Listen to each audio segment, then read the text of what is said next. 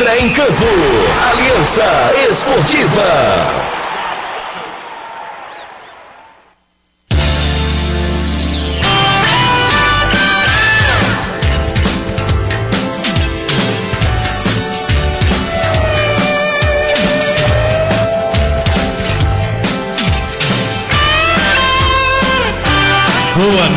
Boa noite, está no ar mais um programa Aliança Esportiva.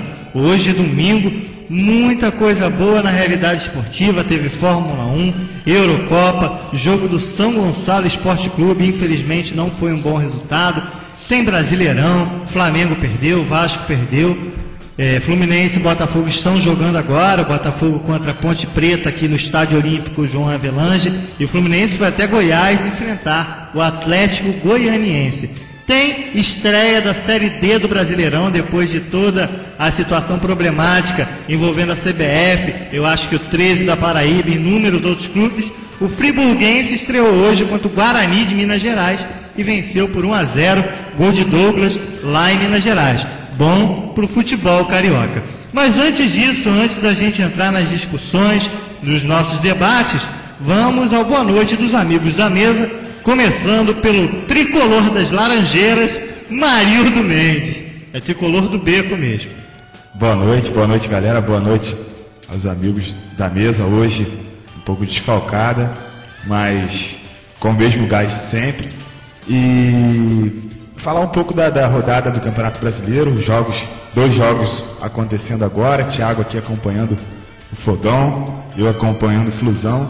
Falar de São Gonçalo Esporte Clube, vamos nesse pique aí para poder fazer um programa bacana como a gente faz todo domingo. Muito bem, Marildo, que está ligadinho, acompanhando em tempo real Atlético Goianiense 1, Fluminense 2, e ele vai passar daqui a pouquinho como é que está o andamento dessa partida.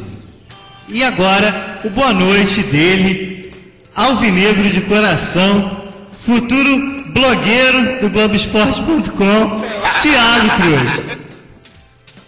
Boa noite, Zé, boa noite, Marildo, boa noite, Afonso, boa noite a todos os nossos ouvintes. Destacar aí o resultado negativo do São Gonçalo Esporte Clube, se complicando na competição, agora vai ter que torcer muito na próxima rodada e fazer uma atuação muito boa contra o Grêmio aqui no Campo do Mauá, mas a gente fala melhor sobre isso aí na respectiva parte do São Gonçalo. Boa noite a todos aí.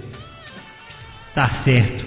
E agora o boa noite dele, operador de áudio da Rádio Aliança e ídolo da massa, esmaga a maioria da galera que escuta o programa Aliança Esportiva, Afonso César. Boa noite aí, pessoal da Aliança. Aumenta o seu microfone, Afonso.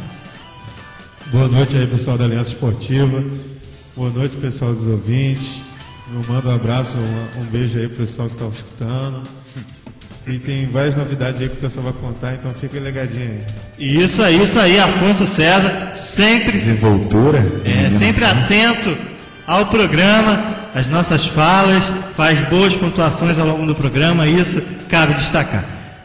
Agora vamos aos destaques do programa Aliança Esportiva de hoje, para que você saiba todos os nossos assuntos e possa desenvolver conosco.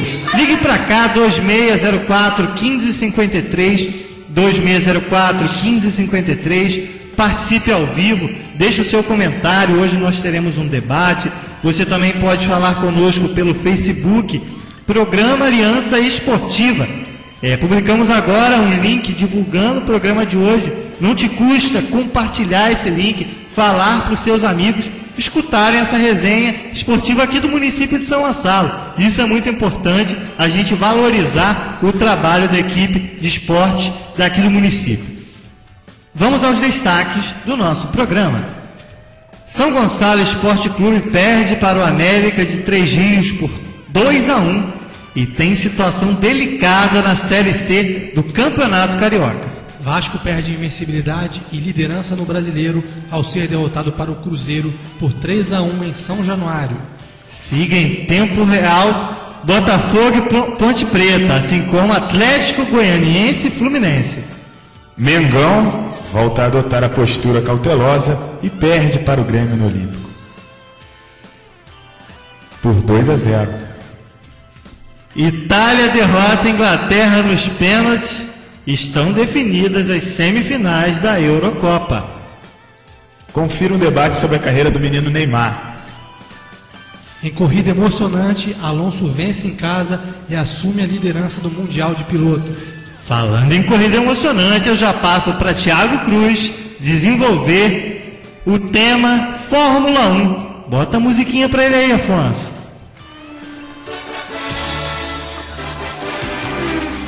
É com você, Thiagão. Hoje tivemos o Grande Prêmio de Valência, uma corrida que é muito similar à de Mônaco, por ter ruas mais estreitas, ser um circuito mais de rua, e foi uma corrida muito emocionante, como vem se desenhando nessa temporada, né? Hoje, pela primeira vez, tivemos um piloto vencendo 2 corridas, já que víamos tendo vencedores diferentes a cada corrida, e hoje o Alonso conseguiu repetir conseguiu repetir a sua vitória que ele já havia conseguido, e foi uma vitória espetacular porque ele largou em 11º.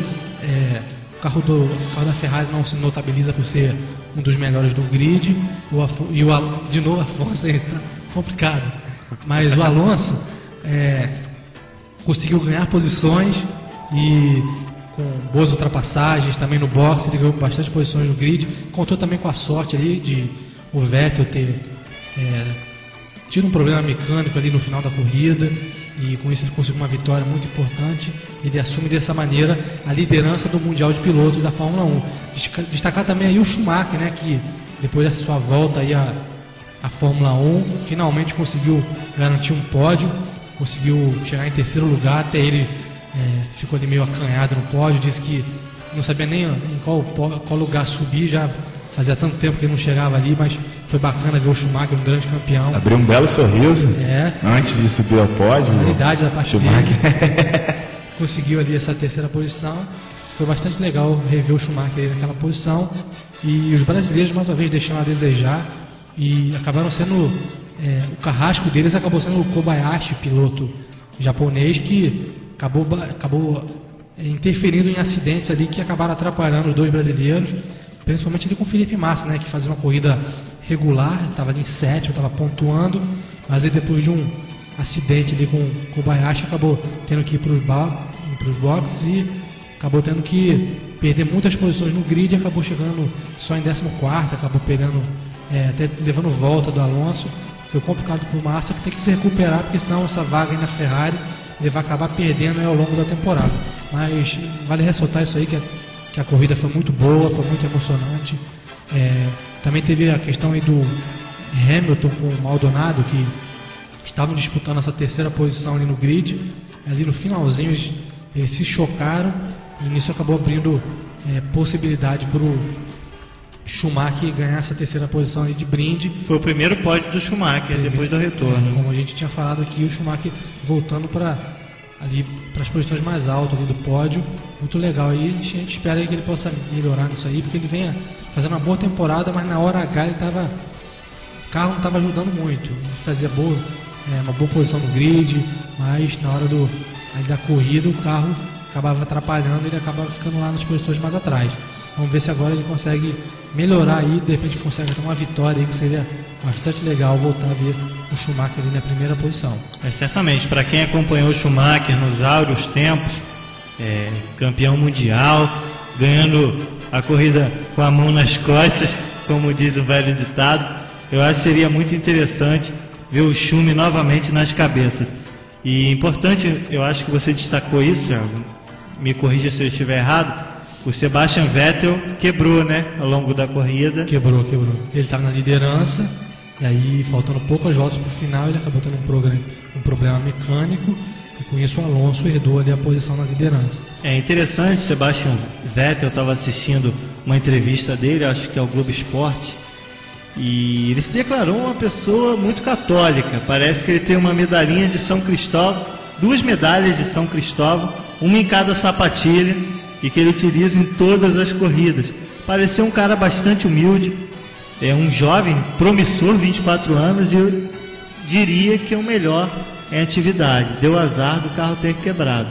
Agora, ter que aturar o espanhol Alonso nessa liderança, não é mole não, Thiago, porque O Alonso é pedante, falta humildade a ele, e agora que está nesse primeiro posto, segura a língua do garoto, né? Mas o próprio Vettel, durante a semana, numa entrevista que ele deu para o Globoesporte.com, deve ter sido essa aí que você leu, ele falou que o melhor piloto dos que estão na atualidade é o Fernando Alonso, que é um piloto que já tem mais títulos mundiais, é um piloto experiente, mas o Alonso tem essa postura mais arrogante, mais falastrão, né? Mas ele é um ótimo piloto, e hoje, quando ele ganhou a corrida, ele se mostrou bastante emocionado, se mostrou bastante uma sinergia muito grande que ele tem ali com a torcida espanhola, tanto que ele desceu do carro, pegou uma bandeira espanhola, fazia muita festa ali, porque a Europa tem uma crise econômica nesse momento, então ele bastante emocionado ali e reverenciou muito a torcida ali. Com razão, né, cara? Ele disse que esse momento aí é muito importante porque para esses pilotos, para ele como espanhol, para o Rafael Nadal, para a seleção espanhola, tentar dar uma alegria aí para a Espanha, que está passando realmente por um problema complicado economicamente. Ele demonstrou bastante coração nesse sentido, de quando acabou a corrida, ele não ia nem para o cockpit, ele na pista mesmo ele parou, reverenciou a torcida, pegou uma bandeira, e foi bastante bacana essa situação. Parabéns ao Alonso pela vitória. Vencer dentro de casa não tem coisa melhor. Você contar com a presença de familiares, torcedores espanhóis, e o automobilismo, a Fórmula 1 é um evento que mobiliza muita gente. São ingressos caros, então devia ter pessoas de toda a Europa. Então, parabéns aos espanhóis por terem prestigiado o Fernando Alonso nessa vitória. Mas eu continuo afirmando que falta humildade aturar Alonso. Não é meu desejo. Enquanto torcedor, não acompanho Fórmula 1, mas simpatia eu tenho pelo Sebastian Vettel, que, a meu ver, é o favorito, e a minha torcida é para ele. E você, Thiago? Acho que está muito equilibrado, acho que não dá para colocar ninguém aí como favorito. Eu não torço por ninguém, eu acho que está muito equilibrado isso aí. Eu acho que quem conseguir desempenhar melhor um papel aí nessas corridas aí, conseguir colocar um gás aí à frente, já que está muito equilibrado, tem tudo para conseguir uma boa margem de pontos e talvez conseguir esse título aí. Eu acho que ainda tem muito piloto aí que ainda pode ganhar. São 7 vencedores diferentes. Felipe Massa, Bruno Senna. Eu não sei, mas eu acho que o Schumacher pode ganhar uma, e o Grosjean, que hoje faz uma boa corrida, até tem um problema ali com o Hamilton em sair da pista. Mas eu acho que tem muita gente que ainda pode ganhar. Não digo entrar na briga, mas acho que ganhar a corrida tem muita gente que pode ainda conseguir essa situação. Acho que o título fica ali entre Alonso, Vettel e o Hamilton. Tá certo. Aproveito e mando um abraço para o Rodrigo Franco, que está ligadinho no programa Aliança Esportiva, para o Vitor Dias, para o Gabriel Saboia, assessor de imprensa do São Gonçalo Esporte Clube, e todos os ouvintes que acompanham rotineiramente o programa Aliança Esportiva. Só corrigindo aqui, o acidente, o entreveiro ali entre pilotos foi entre o Hamilton e o Maldonado. Eu falei o Grosjean, mas foi entre esses dois, que acabou favorecendo o Schumacher, que ficou com essa terceira posição. Tá certo, Thiago, muito bacana. E agora vamos falar de São Gonçalo Esporte Clube, que hoje foi derrotado para o América de Três Rios. Segundo informações do Gabriel, autor do blog, responsável pelo blog Futebol Gonçalense, a equipe do São Gonçalo Esporte Clube ficou muito aquém das expectativas. Foi a Três Rios enfrentar o América com a necessidade da vitória para manter acesa a chama da classificação. Mas com 1 minuto de jogo, o América de Três Rios já deu as caras e abriu o placar com Tainan, grande Tainan.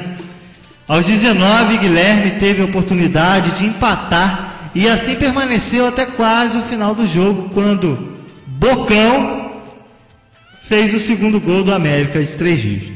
Eu estou aqui na página do Facebook Futebol Gonçalense e parece que o Gabriel informa que os jogadores do São Gonçalo Esporte Clube saíram desolados de campo, alguns até chorando.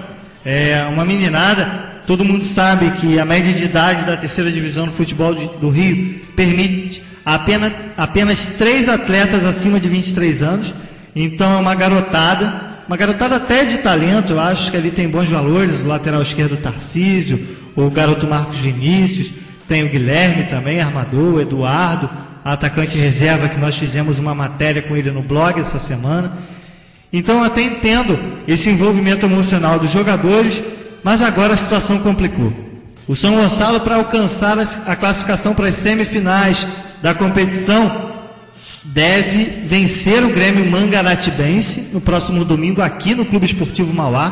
Portanto, é importantíssimo o comparecimento dos torcedores gonçalenses a fim de apoiar, manifestar o seu carinho por esse elenco. Embora a classificação esteja difícil, o público pode ajudar bastante. E torcer por uma derrota do América de Três Rios para o Vila Rio, que é o grande bicho-papão do grupo, e hoje chegou ao seu 11º ponto na chave. Então, o líder do grupo, Vila Rio, com 11 pontos, seguido de Grêmio Mangaratibense com 7, América de Três Rios com 6 e São Gonçalo Esporte Clube, infelizmente, lanterna do grupo, com 4. A situação ficou difícil. Não é isso, Marildo? Não é isso, Thiago? A gente vem acompanhando o São Gonçalo Esporte Clube nas suas partidas, né? Acaba realmente ficando um pouco complicado, um pouco não, muito complicada a situação do São Gonçalo para essa última rodada, em termos de classificação. Mas a gente ainda acredita, a gente sabe que principalmente nas divisões, principalmente no estado, já a nível nacional já é complicado, a nível estadual mais complicado ainda. A gente não sabe como será o jogo entre Vila Rio e América de Três Rios. O jogo vai ser no estádio da América, né? Não, acho que vai ser no estádio do Vila Rio, no Eustáquio Marques. Pelo que eu li, era mando de campo do América. Eu vou conferir no site da federação e já te passo esse eu li no Fute Rio, parece. No site do Fute Rio? Que seria o jogo... Vou estar averiguando aqui para você. Mas não tem essa informação confirmada. Mas independente de onde seja o jogo, vai ser muito complicado, porque principalmente na Série C não tem muita divulgação, muito acesso, e a gente não sabe, a gente não está aqui duvidando também da índole de ninguém, ou de um time, o que o time vai fazer dentro de campo, mas a gente não sabe os interesses e as pretensões do Vila Rio, e o América vai jogar o jogo da vida dele. E o São Gonçalo aqui, né, no Mauá, tem time para vencer. Se vencer uma vitória simples por 1-0, o resultado do América de Três Rios pode ser só a derrota daria a classificação para o São Gonçalo, uma vitória simples do São Gonçalo. O América teria que perder o jogo dele. E se o São Gonçalo vencer por 2 gols de diferença, acaba precisando de apenas um empate entre Vila Rio e América de Três Rios. Então a situação é complicada, sim. Mas o América joga em casa, no Tiazão. O América joga em casa. Vai ser complicado, a gente sabe, mas há a possibilidade ainda. O São Gonçalo Esporte Clube, a gente inclusive acompanhou muitos jogos, vencendo até com facilidade, 2-0, 3-0. É claro que agora, nessa situação digamos, de pressão, né? Precisando do resultado, acaba ficando um pouco mais complicado. E o Grêmio Mangaratibense também precisa vencer para ter chances ainda. Então vai ser uma rodada emocionante.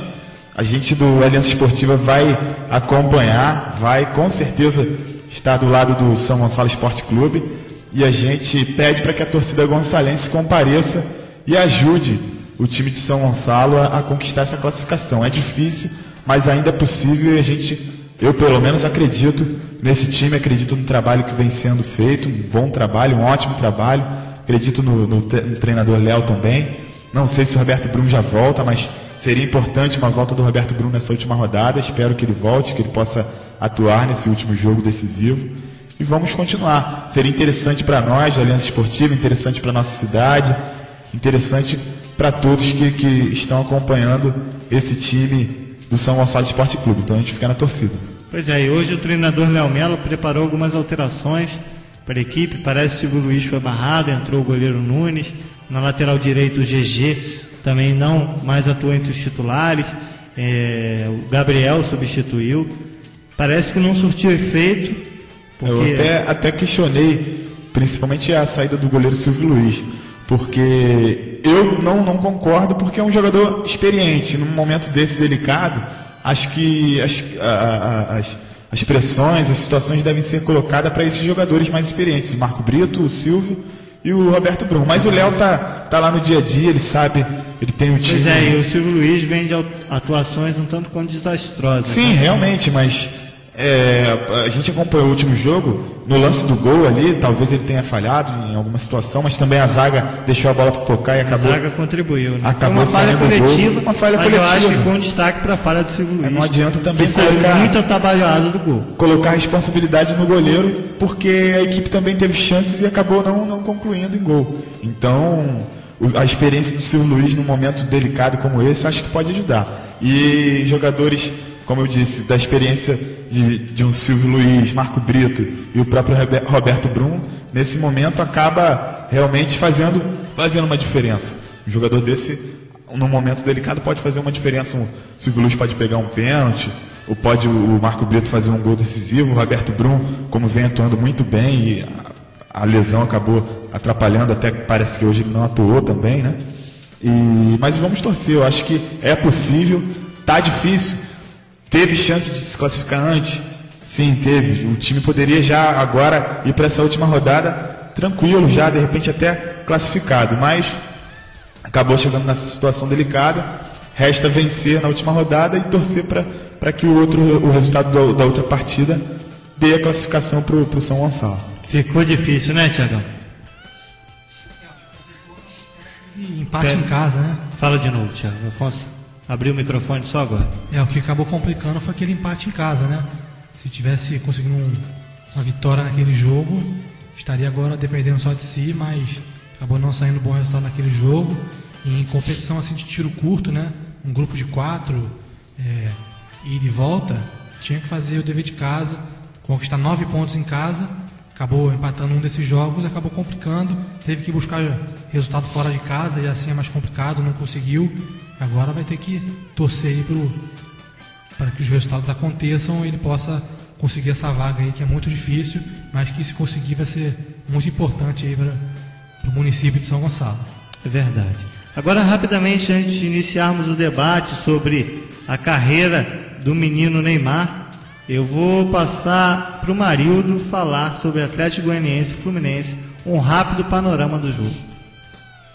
O primeiro tempo, o Atlético Goianiense acabou abrindo o placar com mais ou menos 12 minutos de jogo, mas o Fluminense já tinha ligeiro domínio do jogo e essa situação acabou dando a possibilidade do Fluminense virar o jogo. O Fluminense dominou amplamente o primeiro tempo, agora estamos no segundo tempo, 5 minutos, o Fluminense teve a chance de ampliar e vence no momento por 2-1, um gol de Samuel, o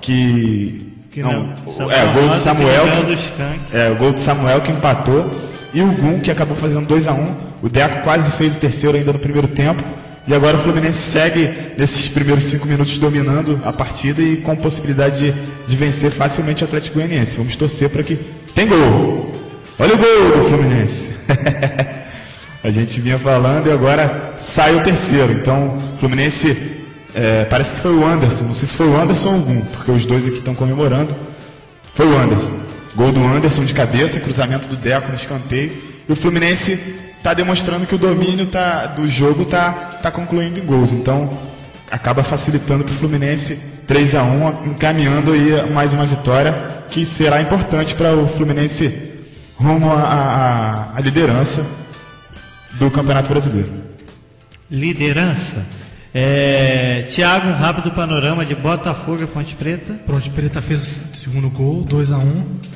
E acho que esse jogo pode ser um momento marcante de Botafogo, pode ser o derradeiro final do Louco Abreu, porque o Oswaldo Oliveira pensou no esquema de muita movimentação devido a essa possível saída do Herrera aí. O Louco Abreu recuperou a vaga.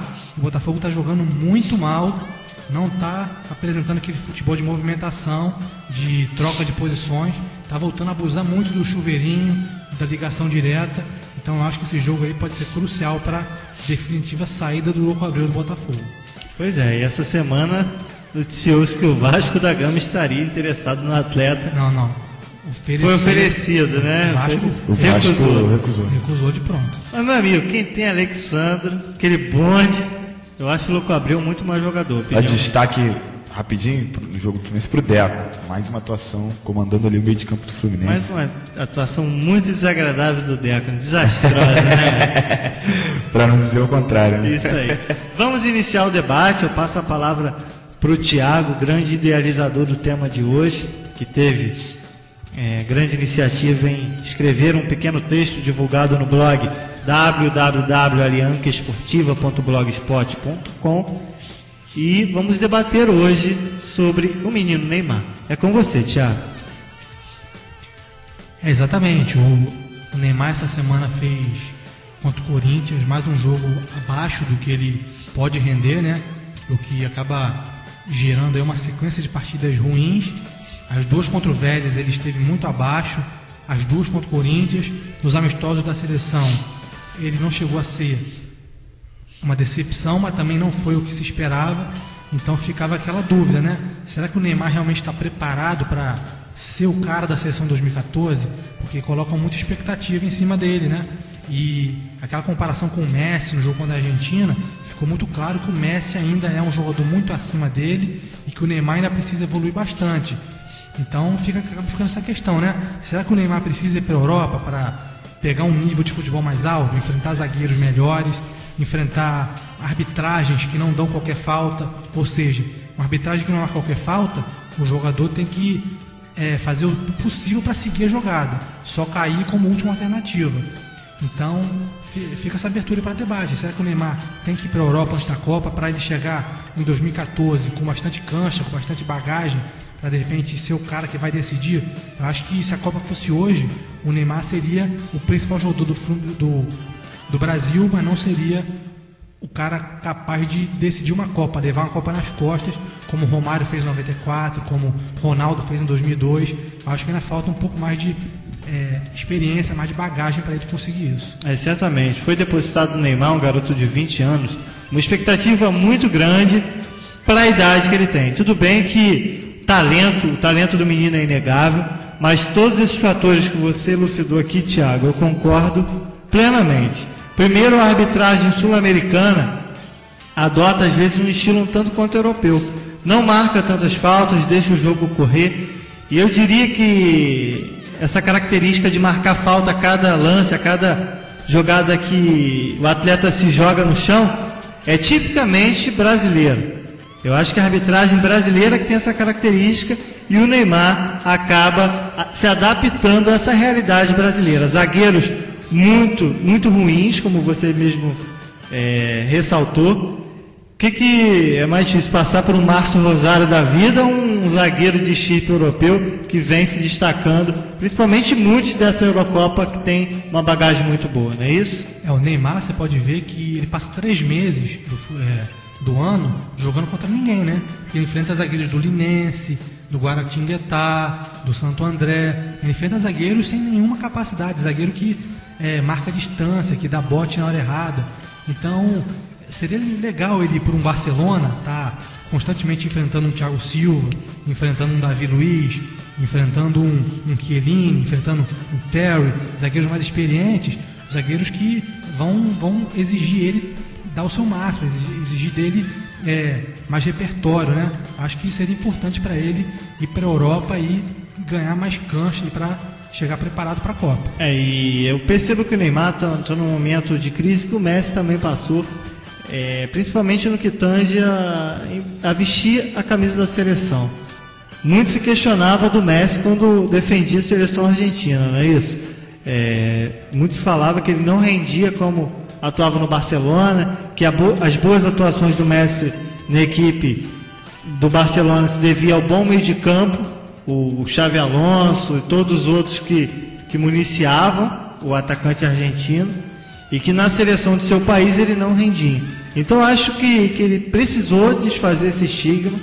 E eu retorno, Thiago, a Pelé defendeu o Santos, foi pro time do Cosmos sem necessidade de passar pela Europa para provar que era o melhor jogador do mundo. Inclusive essa é a opinião de um dos ouvintes que comentaram no nosso blog.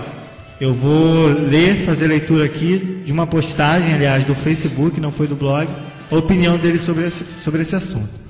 Essa questão é muito complicada. O Neymar em 2 anos disputou 100 jogos. Isso é muita coisa. O cara vem numa sequência incrível. O problema é compará-lo com o Messi. Isso chega a ser petulante. O Messi é infinitamente melhor que o Neymar. O Messi não corre atrás da bola, a bola vem ao Messi. Isso resume tudo. O Neymar é feliz no Brasil. Se ele quer demonstrar que pode ser um bom jogador, que jogue no Brasil. O Pelé foi o maior da história e só jogou pelo Santos até ir ao Cosmos. O futebol de lá é igual ao daqui. Isso daí eu já discordo plenamente. As torcidas de lá são iguais às daqui. Isso é imaginação de quem dá ouvidos.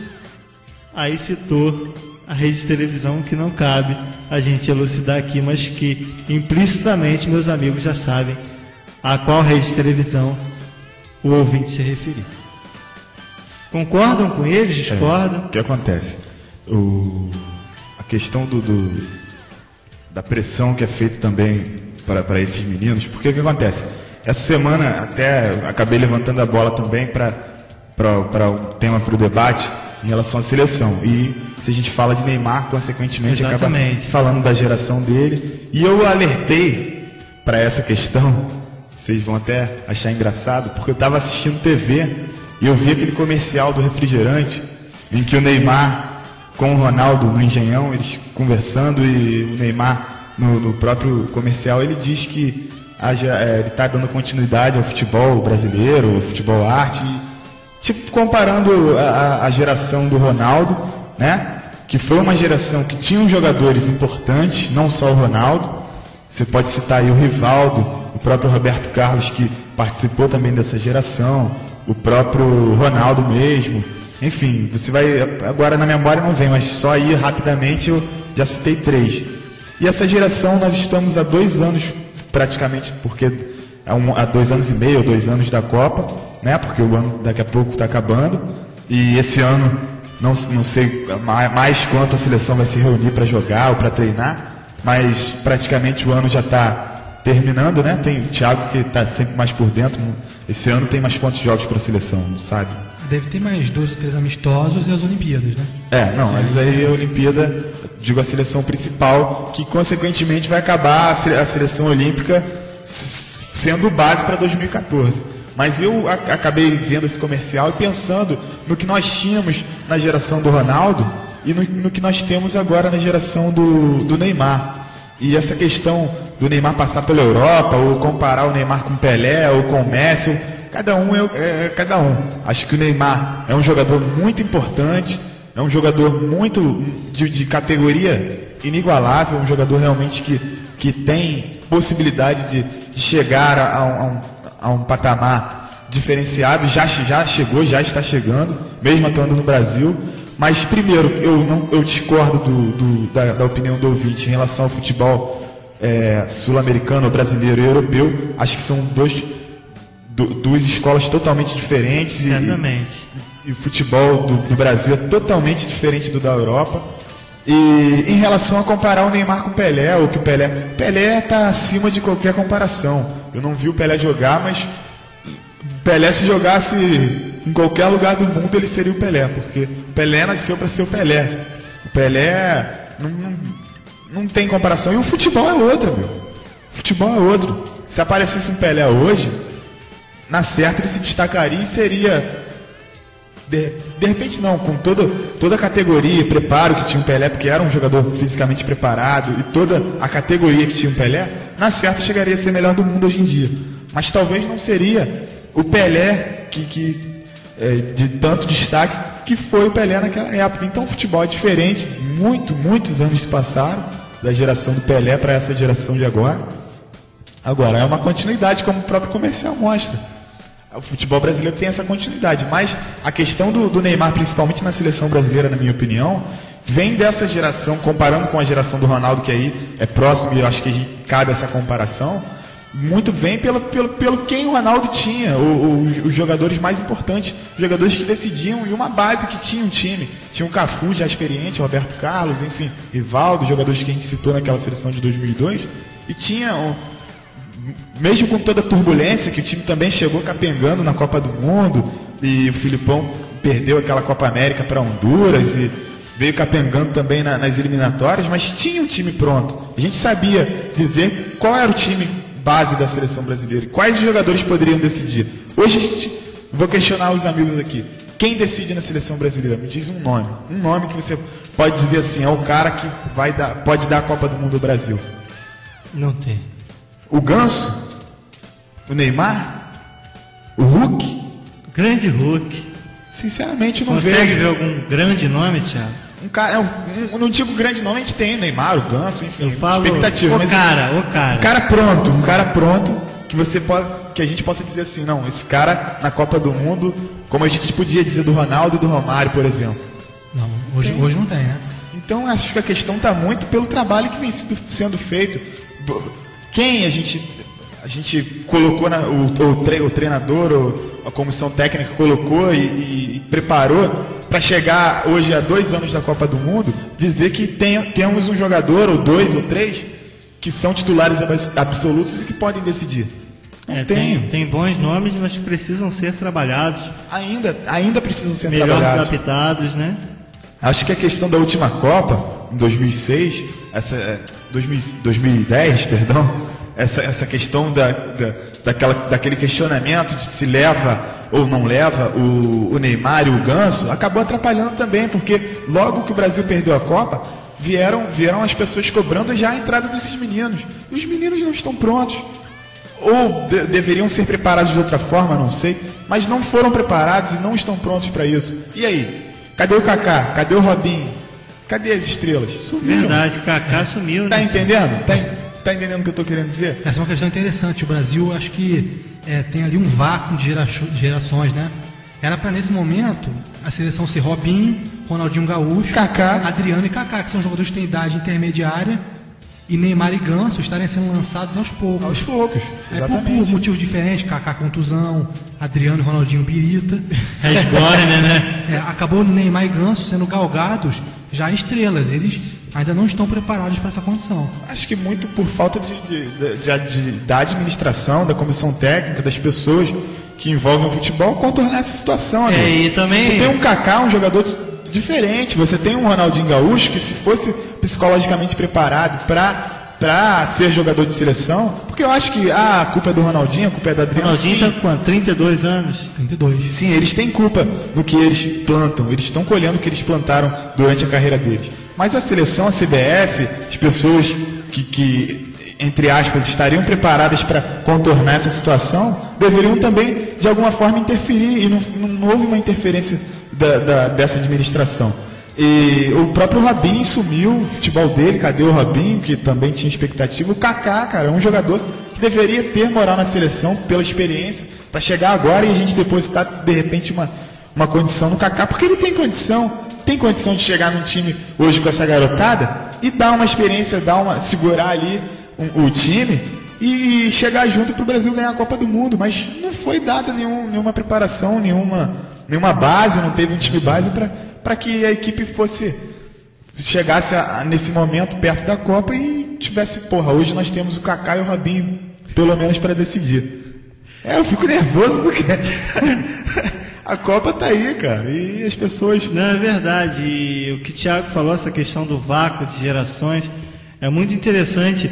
A necessidade da própria imprensa, dos diretores dos clubes, tentarem impor a essa nova geração que está sendo colocada aos poucos o posto de grande importância, de grandes ídolos dessa geração, mas eles ainda precisam ser preparados para isso. Oscar, com 2 jogos, virou 10. Pois é, eu acho uma parada absurda. E a própria imprensa... É exatamente isso que eu ia tocar. Comparar Neymar com Messi é um despropósito tamanho, porque faz o jogador acreditar que ele está no mesmo nível do Messi. E ele passa a se comportar dessa maneira, a torcida passa a enxergar o atleta dessa maneira e cria uma situação muito complicada. Quando se tira o foco de jogadores que deveriam estar em evidência, como o caso de Kaká, que o Thiago falou, o Adriano, que foi comemorar o seu aniversário, ou uma festividade na Vila Cruzeiro, sei lá onde, no momento que deveria estar fazendo a fisioterapia no Flamengo. Quem mais, Thiago, citou? Ronaldinho Gaúcho. Robinho também. Robinho, que está no ostracismo lá no Milan. querendo novamente retornar ao país. O Santos tentou esse empréstimo. E como a imprensa, como todos percebem que esses jogadores não têm mais jeito, talvez o Kaká consiga ser recuperado, penso eu, ainda tenho esperança em ver o futebol do Kaká, eles partem ávidos para cima de Neymar, de Ganso, desse menino do Inter, o Oscar, entre tantos outros, que são alçados essa condição de grandes ídolos, sem ainda ter o devido preparo. Neymar é bom jogador, sim, mas ainda tem muito a caminhar, muito feijão com arroz para comer. Não caiamos nesse papo de que ele tem tudo para ser o melhor jogador do mundo nesse ano ou no ano que vem. Vamos esperar com muita paciência. Para não cair no que o Robinho caiu. O Robinho, quando surgiu, ele era igual ao Neymar. Era considerado o futuro melhor do mundo. A secretária eletrônica do Robinho atendia: alô, aqui é o futuro melhor do mundo, deixe seu recado. Ele se deixou acreditar naquilo. Quando foi para a Europa, ele virou esse jogador comum que ele é lá na Europa. Um jogo reserva do Milan. É bom jogador, é lógico, mas não virou aquele craque, aquele fenômeno que todo mundo acreditava. Que ele acreditava que seria. E o que acontece? Esse imaginário social, até parte desses formadores de opinião, nós somos formadores de opinião. Então devemos ter muito cuidado com essas pontuações. À medida que essas pontuações podem levar os jogadores a crenças até mesmo inapropriadas. Eu vejo o caso do Cicinho, que acabou de retornar para o Sport Recife e falou: estou envolvido com álcool, preciso me livrar disso. Inclusive eu acho que ele já se recuperou, mas ainda tem aquele período que a pessoa pode ter uma recaída, e muito se deve em função dessas questões de o cara achar que é o grande, o melhor de todos, o grande jogador, e se render a esses vícios do mundo. Até você tocou nessa questão da imprensa, de dizer que, né, de colocar a responsabilidade desses meninos. A gente puxar um pouco na memória, 1 ano atrás, o Aliança Esportiva começava, né? E a gente aqui nessa mesa comentava em relação a essa seleção brasileira. O Zé Renato vai lembrar. E a gente questionava também toda essa pressão colocada em cima desses garotos, né? A gente sabia que seria importante no futuro chegar ao Neymar, ao Ganso, essa responsabilidade, mas a gente já questionava essa situação. É verdade, Marildo. Então, acho que a imprensa, a torcida, a própria CBF, muitas pessoas acabaram colocando, como o Zé Renato disse, a responsabilidade nesses meninos absurdamente e esquecendo os, entre aspas, medalhões. E a responsabilidade deles agora é zero. Não se ouve mais falar no Kaká, no Robinho, no Ronaldinho, enfim, nos jogadores que seriam os jogadores para decidir em 2014, pelo menos na minha opinião. É verdade. Thiago, seu rápido comentário final desse debate. Tem que ser preparado esses garotos. A seleção brasileira hoje, se a Copa fosse amanhã, a seleção não seria favorita e correria risco de não ganharia, de ficar nas oitavas, ficar nas quartas. Na primeira fase. Tem que melhorar muito e dar experiência para esses garotos aí, fazer jogos duros, fazer amistosos contra a Alemanha, contra a Espanha, não ficar fazendo amistoso contra a China, como o Brasil vai fazer no segundo semestre. Esses são amistosos que só vão alimentar essa falsa ilusão que o Neymar já está pronto, de que o Oscar é o 10. São amistosos que não dão bagagem necessária. Eu acho que o grande teste vai ser nas Olimpíadas. Vai ser para o Mano. Se perder as Olimpíadas, o Mano sai rodado. Talvez nem seja tanto para o Neymar e para o Ganso, até porque a qualidade técnica dos adversários é um tanto quanto precária. A Olimpíada tem muito adversário fraco e o Brasil deve, pelo menos semifinal, chegar tranquilamente. Agora, pegando esse gancho de seleção e de Copa e tudo, o Deco está ditando o ritmo aqui do jogo. O jogo está no ritmo que ele quer e ele teria vaga nessa seleção brasileira tranquilamente. Pena mas que como ele é português... Naturalizado português. Tá certo, pessoal. Vamos para um rápido apoio. Retornaremos daqui a pouquinho falando de Flamengo, de Vasco, Fluminense e Botafogo.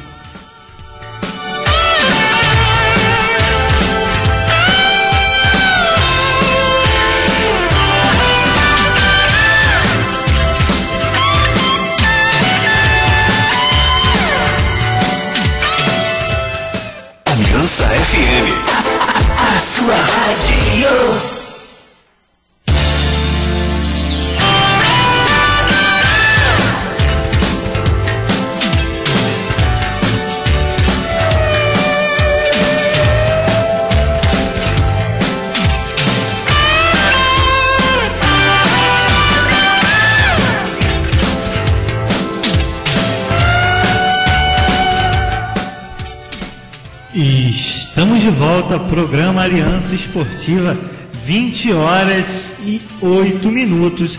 Vamos falar do mais querido, o Flamengo. Mengão. É com você, Thiago. É o Flamengo que hoje foi até o Olímpico enfrentar o Grêmio, reencontrou seu treinador do início do ano, Vanderlei Luxemburgo. Era um jogo que o Flamengo podia tentar ter vantagem por parte do Grêmio ter sido eliminado com a quinta-feira pela Copa do Brasil. Podia estar um pouquinho abatido, mas o que se viu em campo foi um Flamengo muito fechado, muito retraído.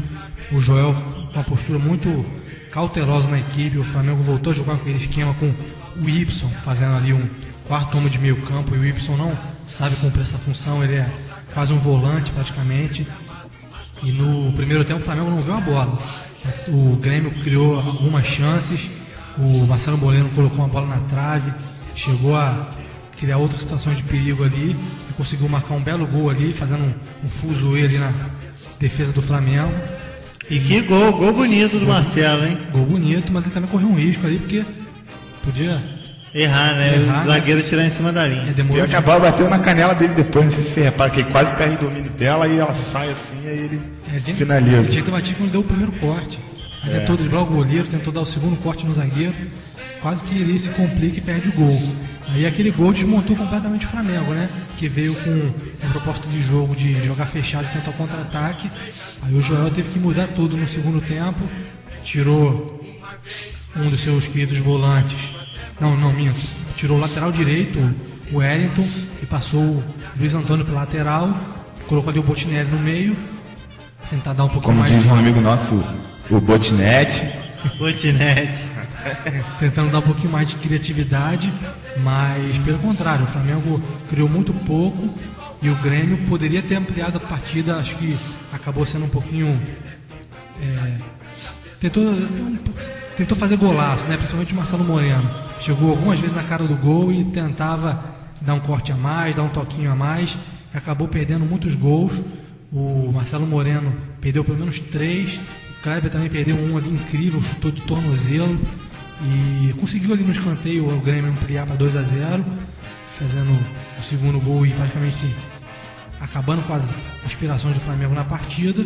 E o Flamengo acaba se complicando aí nesse placar, porque era um jogo que podia ter tido uma produção um pouquinho melhor. O Flamengo não criou praticamente nada, o jogo foi todo do Grêmio.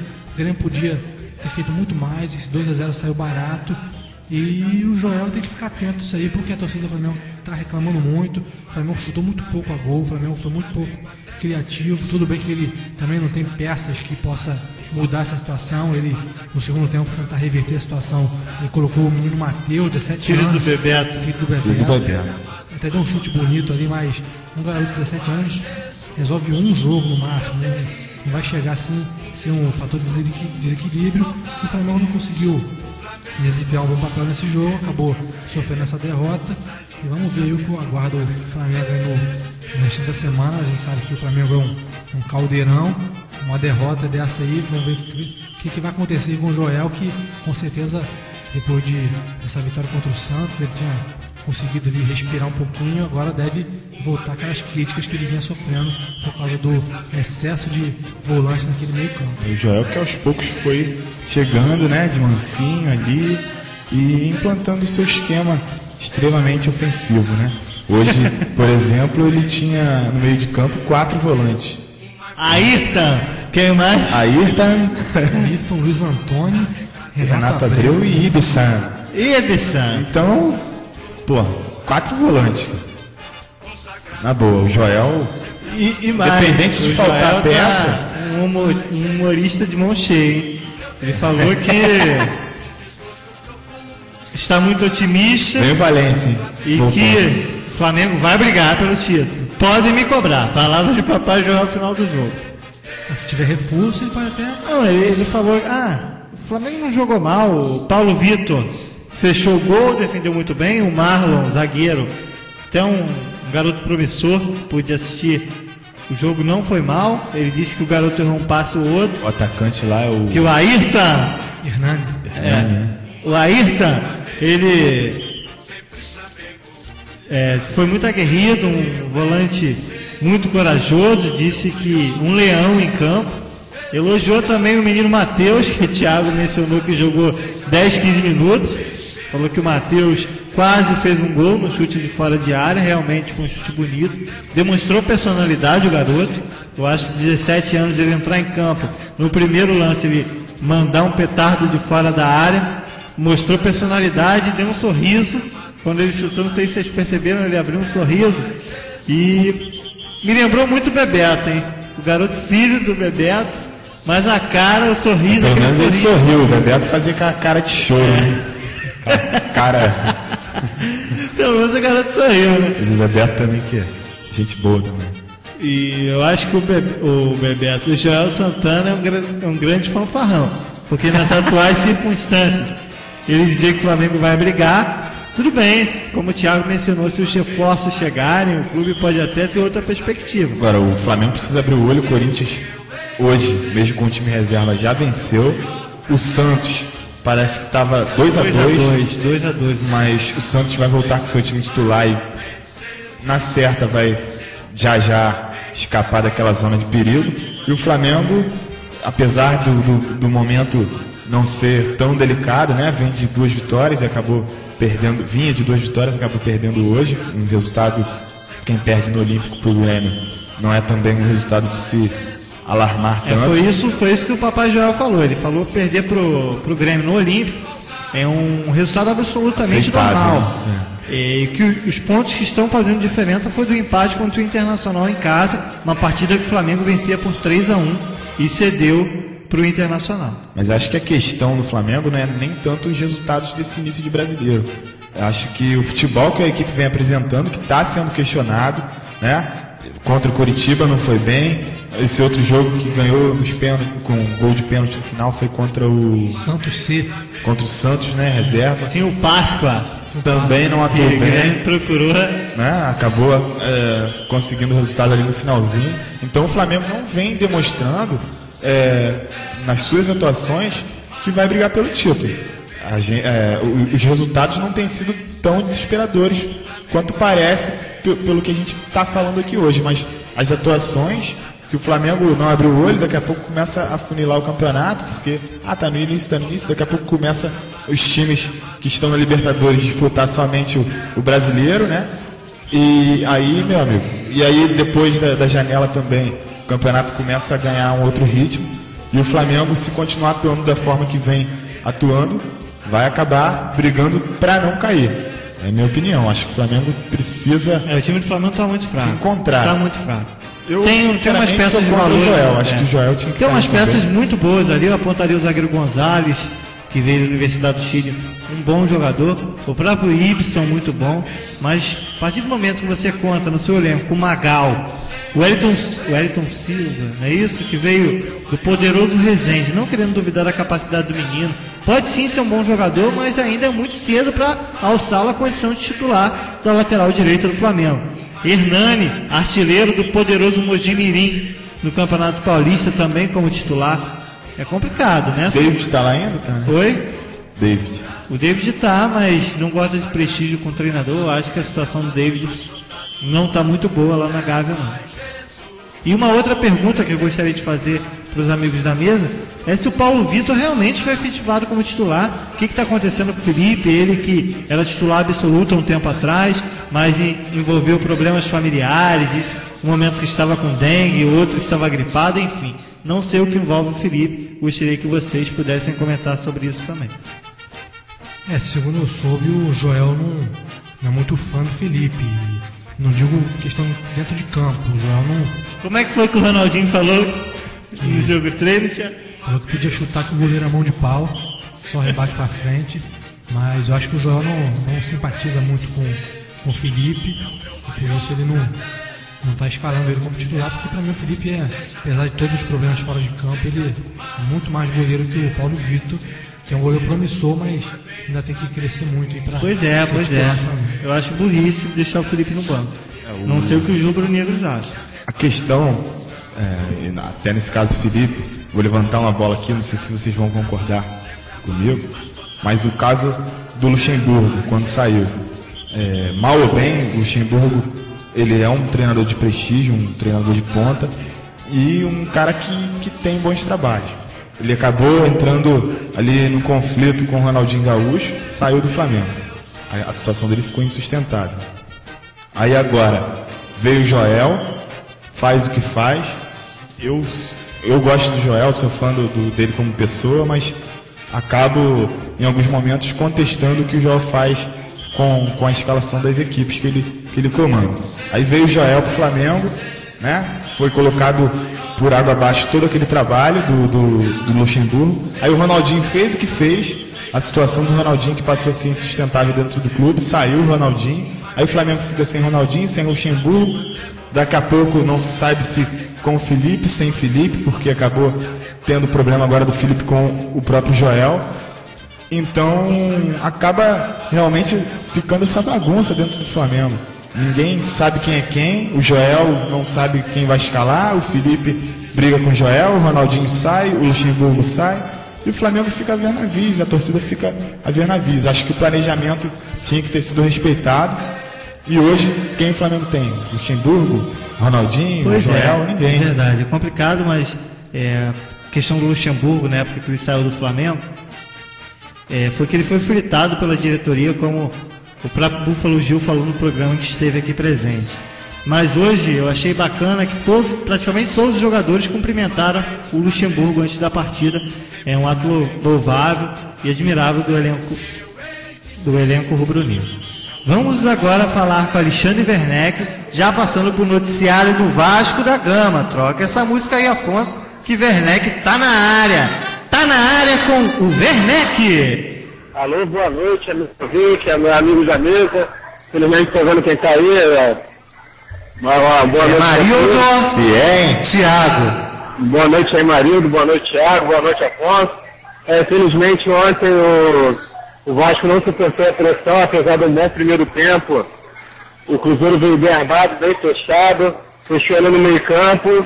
E aí algumas falhas individuais do Vasco acabaram garantindo a vitória para o Cruzeiro e a liderança para o Cruzeiro. O Vasco fez um bom primeiro tempo, explorando as laterais do campo, não teve aquela grande chance de concluir, mas teve mais domínio da bola. O Cruzeiro, numa falha do Fernando Praz, uma saída errada, o Eder Luiz tentou evitar a saída, a bola acabou sobrando para o Montijo, que fez um golaço. Aí no segundo tempo, um belíssimo gol do Wellington Paulista, colocando o Cruzeiro na frente, o Rodolfo empatou com um gol de cabeça. E aí no final, gol do Anselmo Ramon, o artilheiro mexicano. Anselmo Ramon, o que, Werneck? O artilheiro mexicano, de novela mexicana. Ah, sim. Diga. Acabou garantindo a vitória do Cruzeiro e a liderança para o Cruzeiro. O Vasco acabou caindo para a terceira colocação com os resultados. Werneck, alguns críticos do futebol falaram que Dedé não jogou nem 30% do que sabe. Você concorda? Ele está muito tempo parado, né? Ficou mais de um mês parado, está voltando. É o segundo jogo dele e a gente sabe do potencial do rapaz e com a sequência de jogos ele vai acabar voltando a ser o mito que sempre foi. Mas você realmente concorda que ontem ele ficou muito aquém de suas expectativas? Esse jogo contra o Palmeiras, ele em sua melhor forma não tomaria alguns dribles que acabou tomando. Realmente está além da expectativa. Ainda está como o Alexandre Werneck no futebol da equipe de sexta-feira, né? Não, por isso ele tem que melhorar muito. Tá certo, Alexandre. E aí, e o Mengão? Você pôde acompanhar o Mengão hoje? Eu pude acompanhar o passeio do Grêmio em cima do Flamengo. O Grêmio teve todo o domínio do jogo, o Flamengo não mostrou muito perigo. Praticamente só quem jogou do Flamengo foi o goleiro, que fez algumas defesas que eu pude notar. O Wagner Love sozinho no ataque acabou não conseguindo ajudar o Flamengo. Alexandre, o nosso programa está prestes a completar 1 ano de existência. Na próxima semana estaremos a 2 dias de completar, no domingo que vem. Muito bacana isso, né? Isso. E gostaria que você deixasse uma mensagem para os ouvintes que sentem a sua falta, percebem a sua ausência aqui nesse estúdio. Domingo que vem estarei aí, os ouvintes. E a gente está sempre procurando fazer o melhor para trazer um programa de qualidade e divertido para vocês. E se Deus quiser, vai ser o primeiro. A gente vai comemorar um ano, mas de muitos. A gente vai estar aí com vocês. Tá certo, Werneck. Tá na micareta? Já estive lá, agora estou indo lá para São José. Levar a Duda para a Cortina de São João na igreja de São José. Tá certo, estaremos lá daqui a pouco, toda a equipe entrevistando Alexandre Werneck dançando quadrilha. É festa de São João! Bota a música de São João aí, Afonso. Duda vai estar, minha filha tá lá, tá a caráter, a gente tá indo pra lá. Você também tá a caráter? Não. É uma pena. Calma aí que ela vai mandar um beijo pros ouvintes, calma aí. Tá ok. Não, fala assim, beijo pros ouvintes. Beijo pros ouvintes. E olha aí, Eduardo, a filha do Alexandre Werneck, apresentador da Aliança Esportiva. Um abraço, Werneck. Valeu, só achei uma sacanagem que fizeram com o Botafogo aí, que não deixaram participar da RI+20, por só ter 19 títulos. Ô, Werneck, Thiago, quer a réplica? Tô vendo o jogo. Valeu, Alexandre. Valeu, um abraço. Então vamos lá, vamos falar com o Thiago. Acompanhou o Vasco ontem? Primeiro dizer aqui que fim de jogo aqui no Engenhão, Ponte Preta 2-1 no Botafogo. Puxa vida. E no Vasco, acho que o que aconteceu foi, acho que sabendo que o Roth é um técnico que gosta de armar o time mais fechado, o Cristóvão acabou errando de entrar com o meio campo com Rômulo, Nilton e Felipe Bastos. Acabou virando um time sem criatividade. O Vasco, porque o Juninho não pôde jogar, ele entrou com o Felipe e jogou o Felipe para a esquerda, né? Felipe Bastos. Devia ou ter colocado o Felipe no meio campo para dar mais criatividade, ou uma postura agressiva. Vinha logo com o Carlos Alberto no meio campo para tentar furar esse bloqueio. Porque a partir do momento que o Cruzeiro fez aquele gol, o primeiro gol, se fechou mais ainda, o Vasco teve que se abrir. Pênalti pro Fluminense. E aí o Vasco teve que partir para cima, se abrir, e o Cruzeiro foi só encontrando mais espaço para o contra-ataque e acabou fazendo 3-1. Até na noite infeliz de alguns jogadores, o Fernando Praz não foi vaiado pro Fernando, não estava num bom dia. O Dedé, que é um zagueiro que é muito bom no bote que ele dá, estando sem ritmo de jogo, ele tá errando muito tempo da bola. Tá errando muito tempo da bola e isso acaba complicando ele. E foi uma derrota injusta, e o Vasco tem tudo aí para se recuperar aí na sequência do Brasileiro. E uma pergunta que eu te faço, Thiago, justamente por essa opção do treinador Cristóvão Borges no início da partida, se o Thiago Feltri, o lateral esquerdo reserva, não gosta de prestígio do treinador, porque uma opção óbvia seria colocar o Felipe no meio de campo e alçar o Feltri a condição de titular nessa partida. O que será que houve na cabeça do Cristóvão para ter barrado o Feltri e não mais utilizá-lo quando necessário? Porque ontem seria uma partida para o Feltri entrar. É que o Felipe já vinha jogando também de lateral nos últimos jogos. Já está adaptado à função, talvez? Acho que ele não quis fazer duas mudanças. Seria botar o Felipe no meio, botar o Thiago Feltri. Ele quis fazer uma alteração simples. Sai Juninho, entra Felipe Bastos, mas acaba tendo um abismo de diferença entre esses dois jogadores. E acabou complicando a produtividade do Vasco no campeonato. Vamos lá, Marildo, informação. Menino Deco, para coroar mais uma atuação de gala do Mago, do Maestro. Um gol agora de pênalti no último minuto de jogo. Após uma bela trama de ataque, o Deco veio com a bola, fez o passe para o Lanzini levou no fundo, driblou 3, tocou para o Deco, e o Deco deu um tapa de primeiro para o Marcos Júnior, que na corrida sofreu o pênalti. Então o Deco ditou o ritmo do jogo para coroar mais uma bela atuação do Deco, que para mim hoje é o jogador mais importante do futebol brasileiro, que melhor vem atuando no futebol brasileiro. Gol do Deco, fechou, acabou. 4 Fluminense, 1 Atlético Goianiense. O campeão voltou. Marildo informando. Fluminense 4, Atlético Goianiense 1. Vamos ao apoio, retornaremos daqui a pouquinho com Botafogo e Ponte Preta e Fluminense e Atlético Goianiense. Vamos lá, Afonso.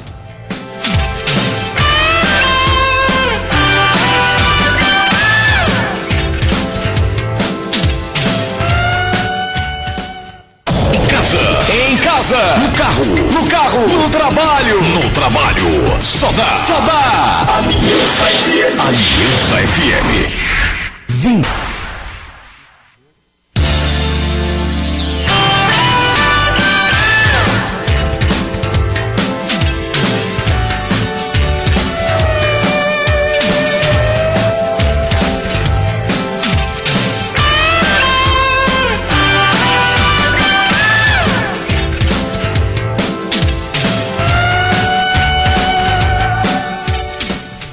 Estamos de volta, Afonso, doido para ganhar um barão.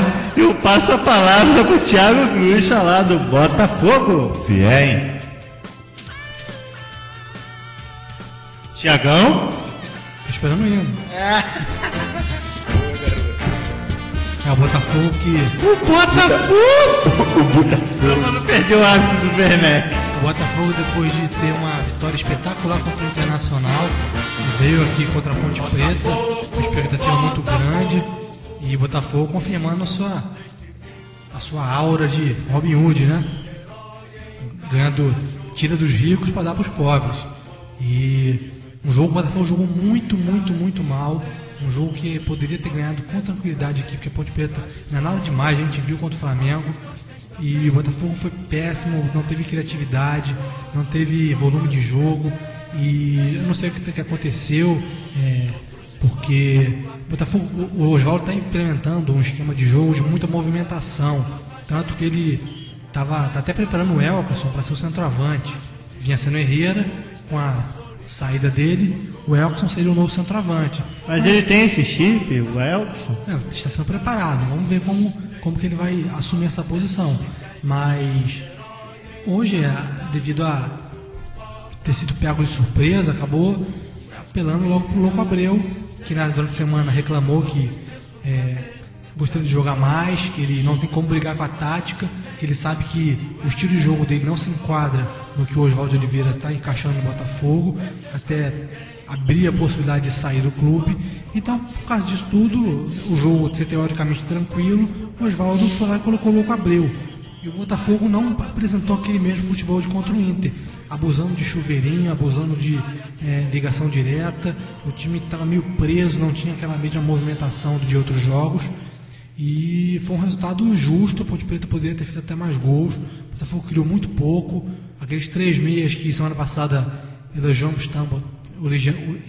tanto aqui, hoje estiveram muito abaixo. O Vitor Júnior foi o que apresentou um pouquinho mais. O Andrezinho, apesar de ter feito o gol de pênalti, não apresentou um bom futebol. E o Botafogo não teve criatividade. E uma questão também a se pensar é o excesso de gols que o time está levando. O Botafogo é a pior defesa do campeonato, disparado.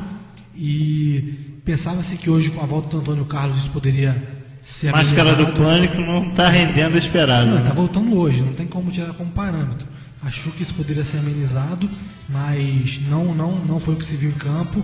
E acho que quem está realmente fazendo falta é o Marcelo Matos, ali na cabeça de área. Um jogador que marca mais, o menino Jadson.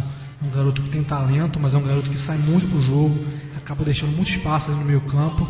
Acho que isso acaba complicando ali a cobertura ali da defesa do Botafogo. Foi um resultado frustrante para a torcida.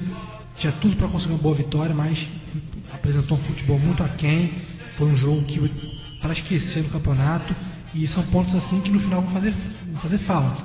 Vamos ver pelo que o Botafogo vai brigar no final do ano, mas seja pelo que for, no final do ano a gente vai lembrar, aquele jogo contra o Cruzeiro, estava jogando 2-0, deixou virar, aquele jogo contra a Ponte Preta em casa, que era tranquilo para vencer, aquele jogo contra o Náutico, que estava com 1 a mais e acabou levando um gol. Esse tipo de ponto aí são irrecuperáveis e vai fazer falta lá no final. Pois é, o Botafogo vence o Inter com propriedade no Rio Grande do Sul e permite esse resultado adverso dentro de casa, tanto para o Cruzeiro quanto para a Ponte Preta. O Cruzeiro estava num momento muito complicado quando derrotou o Botafogo. Não tinha nem vencido ainda o Cruzeiro naquele campeonato. A partir daquela vitória que ele ganhou um pouco de fôlego ali para conseguir essas 4 vitórias consecutivas que o levaram à liderança.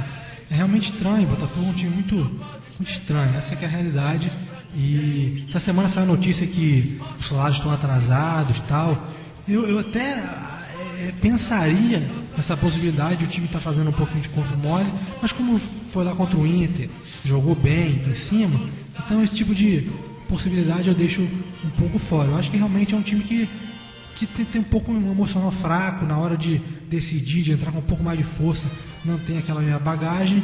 E hoje, devido a essa alteração aí do Oswaldo entrando no o Louco Abreu acabou meio que minando o esquema de jogo da equipe. Não é culpa dele, mas o Louco Abreu tem um estilo de jogo que a equipe tem que jogar de um determinado modo. Você não pode querer que um time que tem o Deco seja um time que joga em velocidade.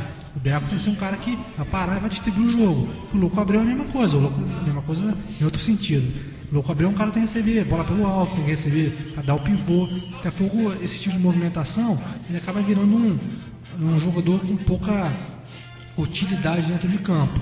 O Jota tentou no segundo tempo mudar, já pensando nessa ideia aí do Elkson como centroavante, colocou o Elkson no lugar do Louco Abreu, mas aí a vaca já tinha ido pro brejo, já não tinha muito condição ali de conseguir o resultado, a Ponte Preta se fechou ainda mais, o Botafogo criou muito pouco, um resultado aí muito complicado, mas vamos ver aí como o Botafogo se comporta. Agora tem 2 semanas para trabalhar, porque o jogo contra o Corinthians foi adiado. Que é um grande absurdo, a meu ver.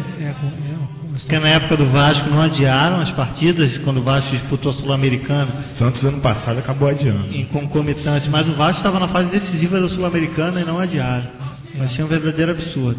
É complicado, o Botafogo enfrentaria o Corinthians provavelmente reserva, com boa chance de ganhar. Agora com esse adiamento, provavelmente deve pegar o Corinthians completo, que é uma dificuldade a mais.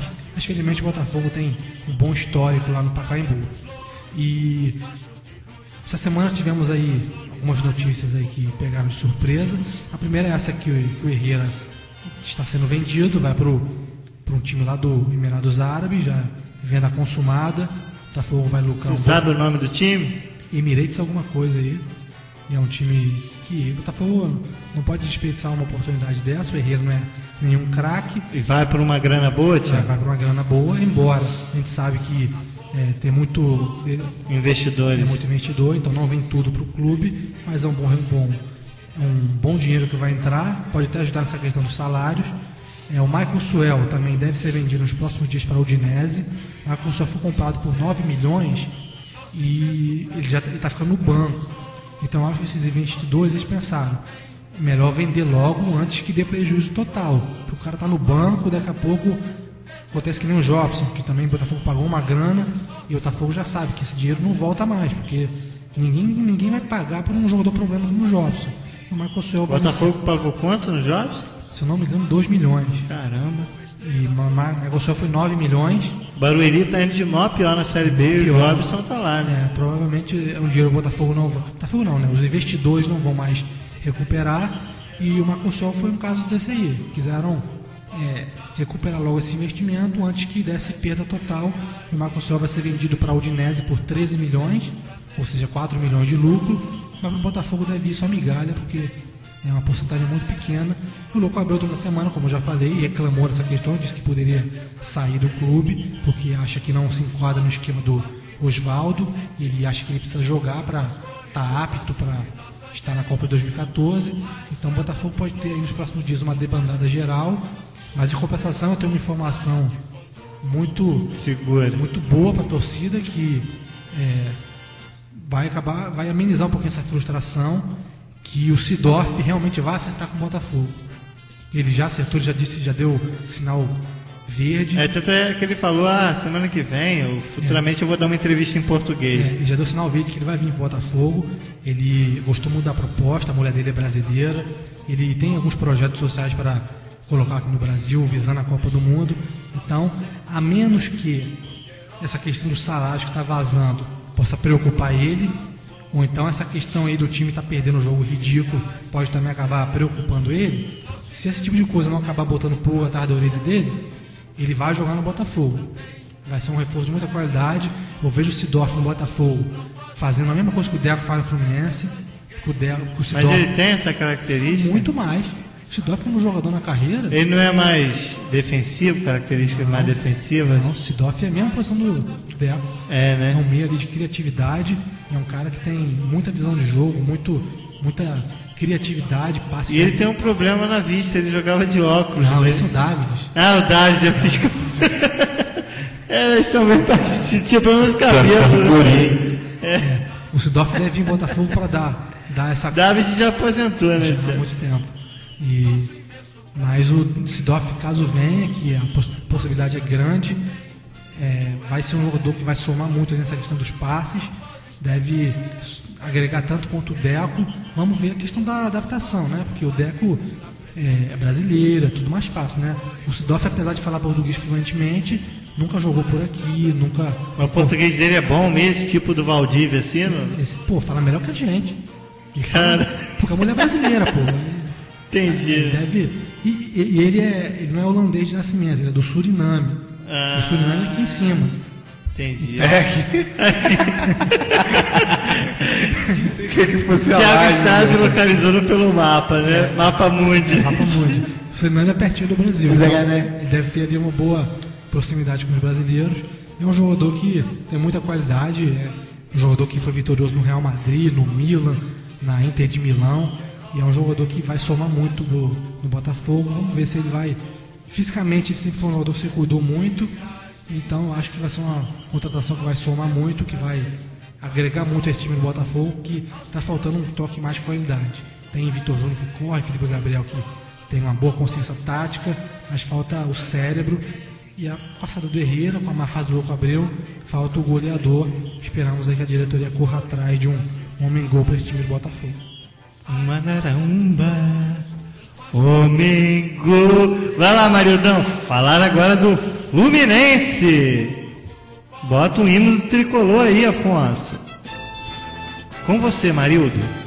Fluminense que hoje conquistou mais uma vitória. Discordar um pouquinho do Thiago, apesar de eu ser fã do Seedorf, acho que o Seedorf ainda não pode ser comparado ao Deco. Se olhar a carreira. O Deco, brincadeira que vem. Os dois têm uma idade, né? Brincando aí com o Thiago, aproveitando. Acho que o Seedorf é mais velho, Thiago. Não, eles estão quase da mesma idade mesmo.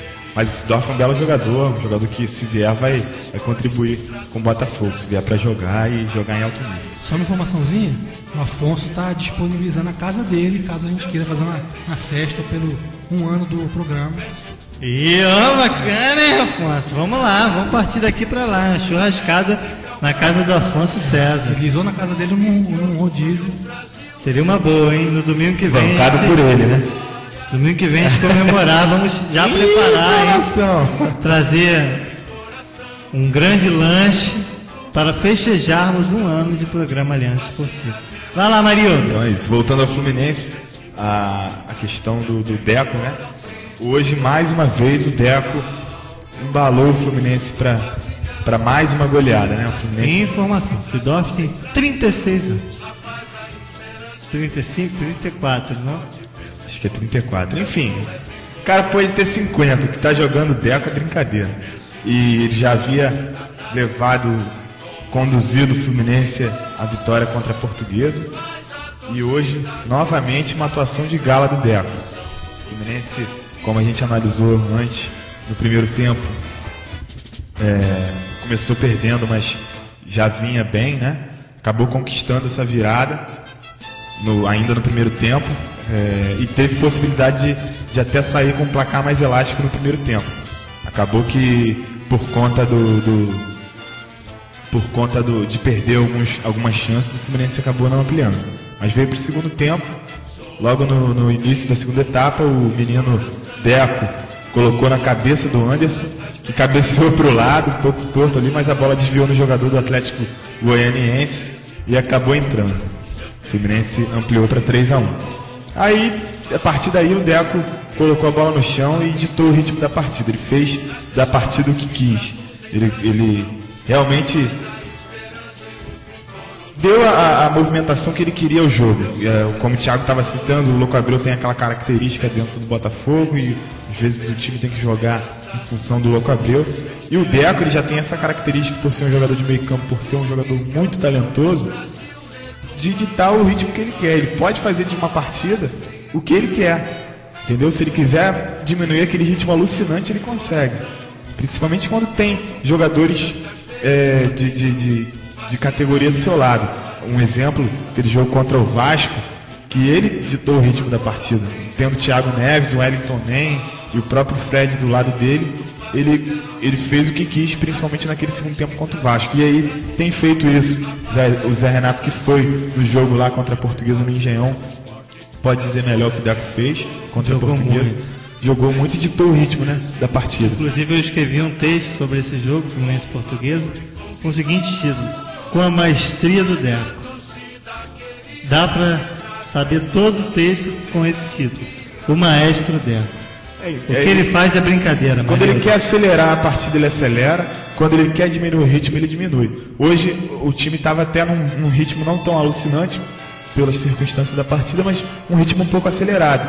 Quando fez o terceiro gol, o Deco pegou e diminuiu aquele ritmo. Talvez para ele, ou talvez para o time não sofrer ali em algum momento o segundo gol e dar um ânimo para o Atlético Goianiense. Então o Deco ele diminuiu um pouco o ritmo do time, mas não abdicando de atacar. Toda hora ele dava uma enfiada, ele fazia uma jogada, um lançamento para os meninos da frente, o Wellington Nem, o próprio Samuel, que depois saiu para a entrada do Marcos Júnior. E aí, numa jogada, já no finzinho do jogo, em que ele estava ainda ditando o ritmo, ele veio pelo meio, conduzindo num contra-ataque. Ele pegou do grande círculo, ele conduziu até a entrada da área. Da entrada da área, ele deu um passe para o Lanzini. O Lanzini levou no fundo, aí com 3 jogadores marcando o Lanzini girou, trouxe a bola quase para fora da área de novo, tocou para o Deco que estava fora da área. O que o Deco fez? Prendeu? Não, o Deco deu um tapa de primeira para o Marcos Júnior que estava entrando.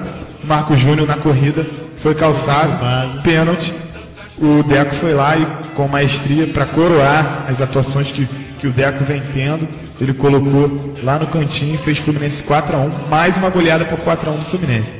Eu posso estar sendo repetitivo em relação a elogiar o Deco, mas é um jogador que deve ser elogiado por tudo que ele já fez no futebol, por passagens pela seleção portuguesa. Ele já, desde novo, desde os 18 anos, ele foi para a Europa, fez carreira lá fora, e é um jogador que dá gosto de ver. O Thiago vai concordar comigo, mesmo sendo torcedor do Botafogo, não sendo torcedor do Fluminense, mas acaba se tornando um jogador que qualquer torcedor de qualquer clube tem gosto em vê-lo jogar. O Deco realmente merece os elogios que vem recebendo, e arrisco a dizer que se o Fluminense conseguir chegar ali entre os 4 ou até mesmo ao título, o Deco, se não tiver problema de contusão, que a passagem dele pelo Fluminense às vezes é marcada por algumas contusões, alguns problemas físicos, até mesmo pela idade.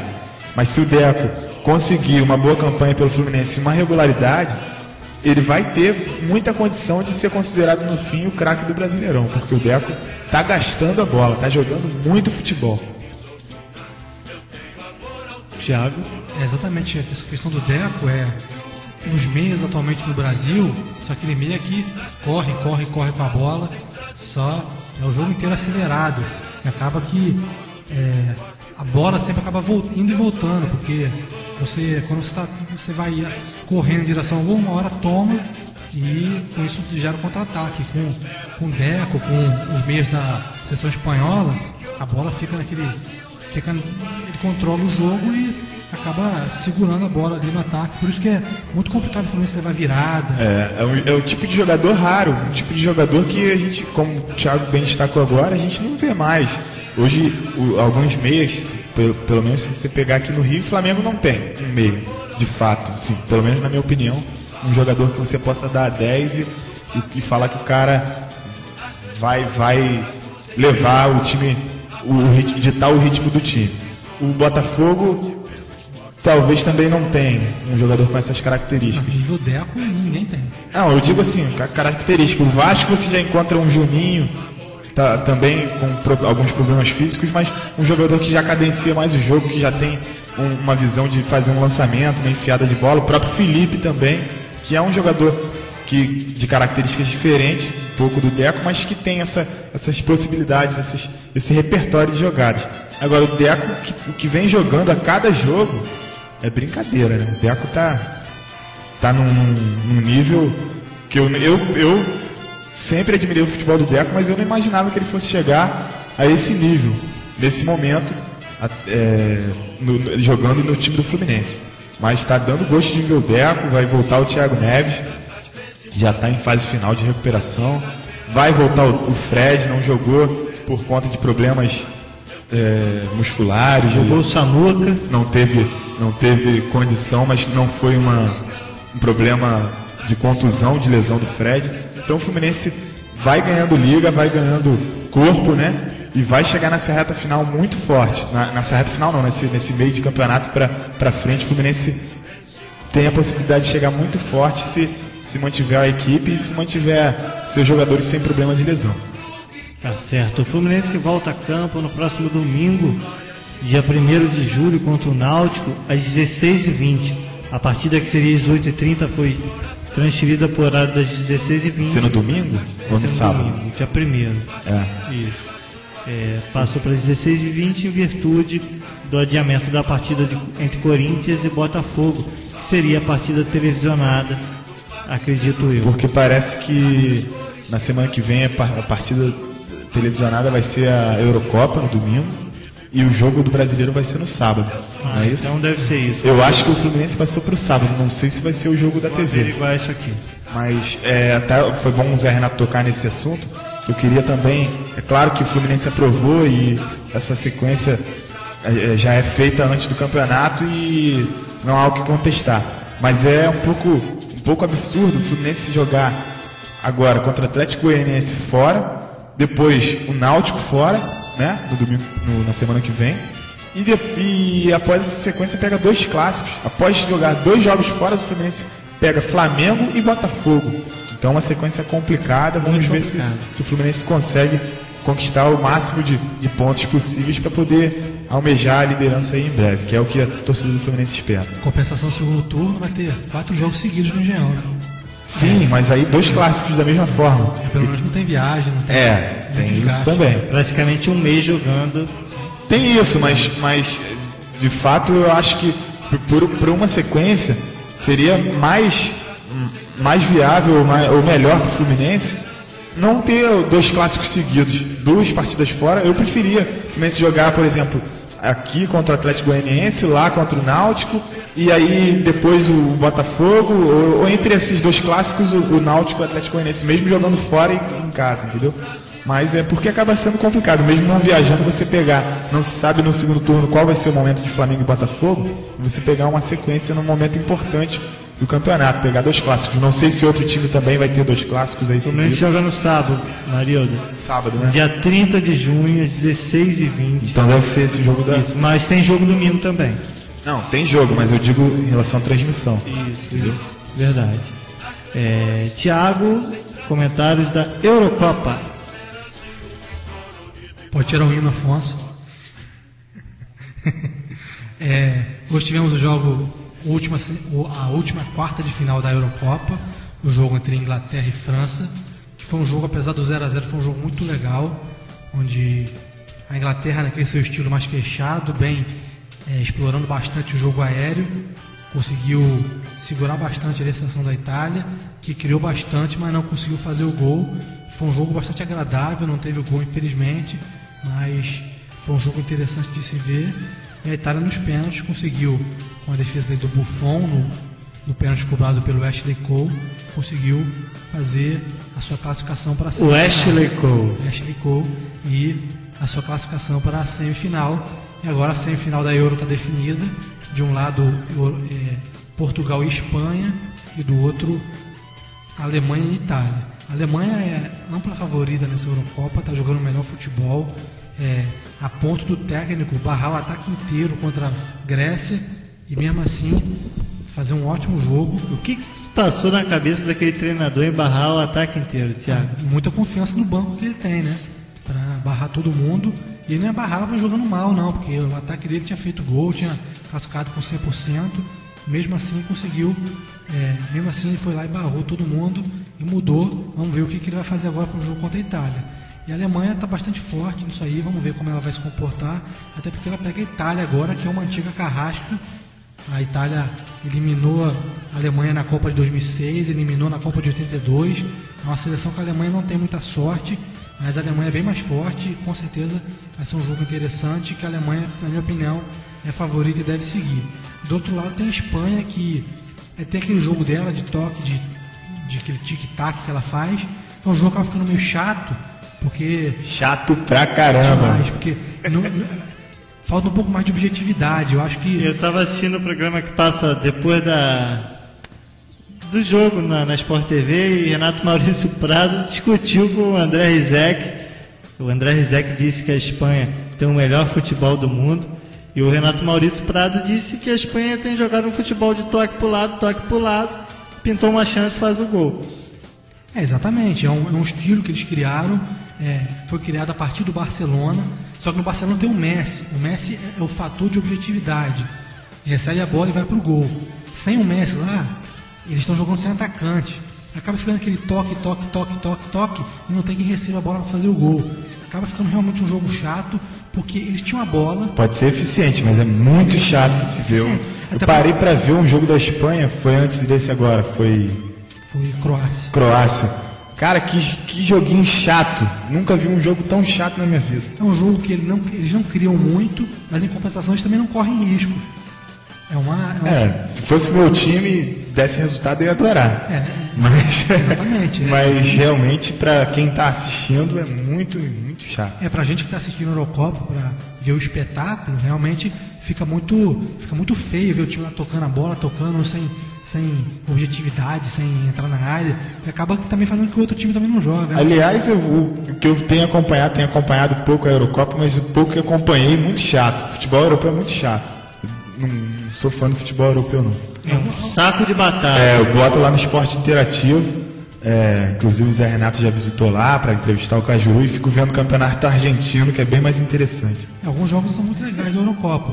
A Alemanha está fazendo jogos legais. A seleção da Alemanha é uma seleção que talvez me agrade um pouco. Mas também é chato pra caramba, tal de Alemanha e Grécia. Teve gol, mas eu vi um pedaço lá, me encheu também, eu tirei do jogo.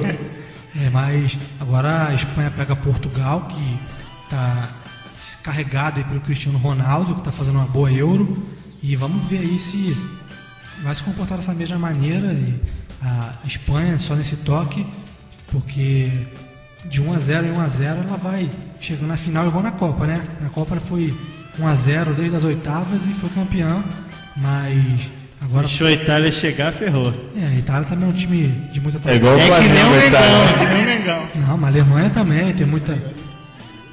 A Alemanha também tem muita tradição. Eu acho que essa Eurocopa tem tudo para dar uma Espanha e Alemanha na final, mas eu acho que pela geração que a Alemanha montou, pelo futebol bonito e eficiente, mais agressivo, com mais objetividade, acho que seria legal ver a Alemanha ganhar. Mas a Espanha também consolidou um estilo de jogo que pode agradar a uns e outros não, mas é um estilo de jogo que acaba sendo eficiente, porque eles acabam chegando em todas as competições. Vamos ver aí, semana que vem tem a final, né? Nesse meio de semana vão ter as semifinais.